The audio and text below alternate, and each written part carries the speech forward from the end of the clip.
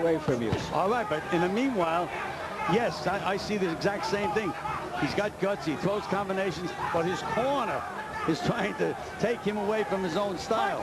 They're trying to tell him to jab for a round, try to make it a light round, not a heavy round. Why isn't that a smart tactic, given the fact that he just can't muscle up with Quartey? Yeah, but you can't do that with Ike Quartey. He's right in front of you all the time. You can't disappear in there. You have to be in front of the guy. He's making Carr work here. Carr is throwing some nice punches now and landing, but in the meanwhile, the guy's back for more and giving it to you all the time back. Give Carr all the credit in the world for bravery. He is working to try to impose his will on Quartey and regain the initiative in the fight in a round right after a 3-minute period in which Quartey landed 48 of 74 punches against him, most of them power shots.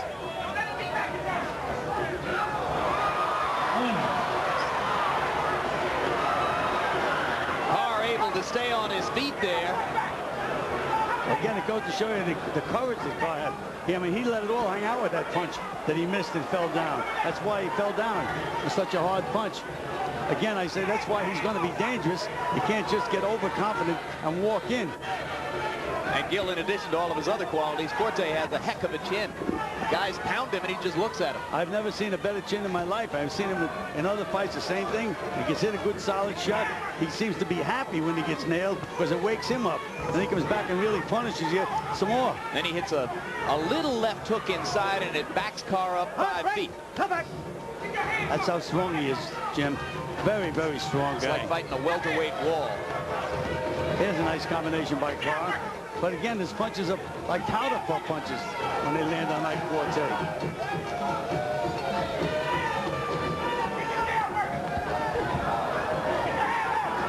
Carr beginning to lose a bit of his balance and footwork here in the 7th round. Wobbly because he's tired or wobbly because he's woozy? Tired, Jim. He's tired. Maybe woozy too.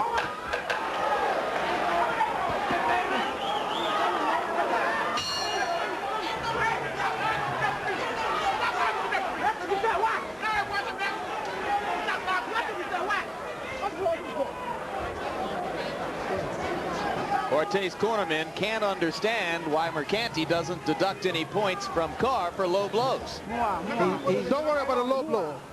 Okay, drink some water. Drink as much water as possible. Okay, you've got to keep up the pressure. Okay. Now I don't want you to stand in full standing position when you throw your punches. Okay, it gives him a chance to punch back. Yeah, this, I think you're a little late this round.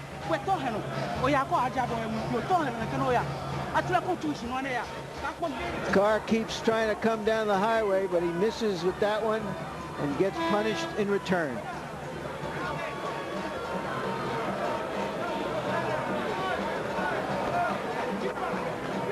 No bad deed will go unpunished.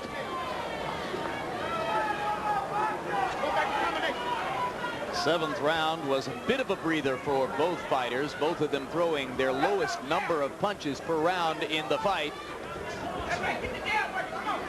Harold Letterman, how do you have it scored through 7? Jim, 69-63, 6 rounds Quartey, 1 round Carr, 1 round even. I tell you the honest to God's truth, Ike is walking away with it, and I'll tell you why. A judge looks at effective aggressiveness, and that's what this is all about. Ike Quartey is the aggressor of the entire fight, and as he comes forward, he's extremely effective, scoring constantly. And in round 5, when Carr's eye started to swell, Ike Quartey found he could just drop that right-hand lead on him all the time. We're into the 8th. Typically spectacular performance so far by Quartey. Exceptionally brave performance. Resolute work by Oba Carr, doing the best he can.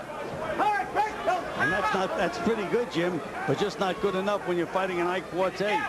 Oba Carr showed me a lot of this fight. Thought nice combinations, borderline, a few borderline left hooks to the body, but again, Quartey just stays right in front of him, makes him work every second of every round. Here he comes again. Throwing bombs. I mean, these are bombs, Gil. Let's see what Mercanti's going to rule here. Was it a slip?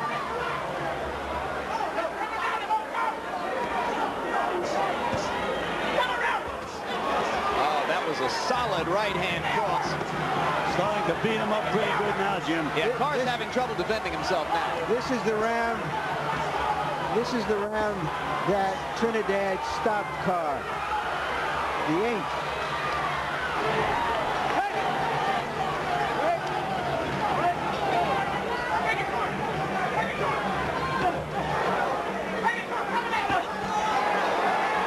Again, you see the courage that Carr has.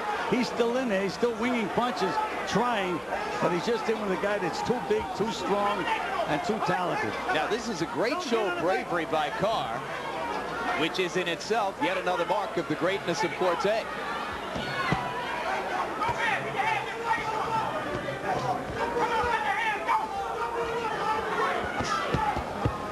Talk about a guy fighting his heart out. That's what Carr is doing right now. He's really fighting his heart out, trying everything he can. Deserves all the credit in the world for his willingness to stand in against Quartey's howitzers. Body punching again effective for Carr, and again another low blow, and finally Mercanti is going to deduct a point. I think Carr is cleared for any rest now, even if they take a point. Give me another rest to take another point. Well, I think Mercanti deducted a point. I'm not sure. I didn't look around at all the judges, but yes, I get the confirmation. And I scored that a 10-7 round for Quartey because I thought he won the round by such a wide margin and landed so many heavy blows. Well, I could not disagree with that, Arthur. I scored a 10-8, but could very well have been a 10-7 round. He gave it to him.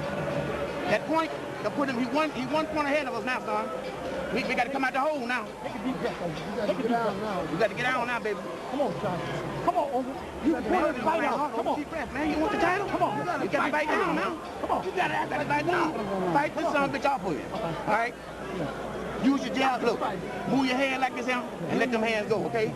Bow, bow, bow, bow, bow. Then move, okay? He's trying to stay close to you.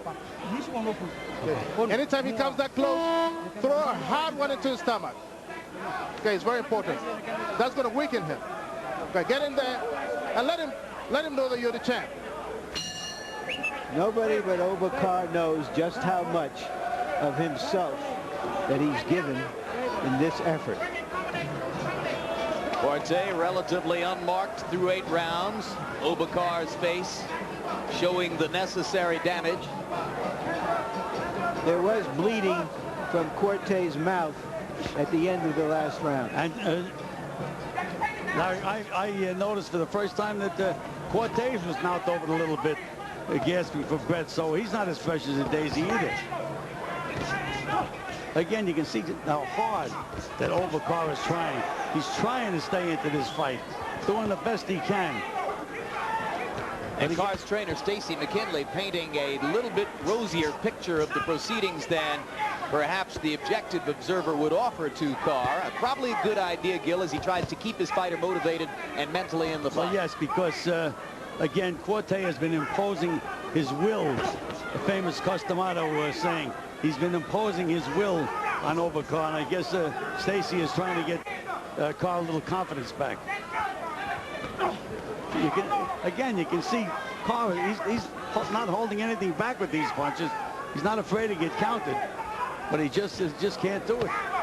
He's in with a guy that's too tough, too strong.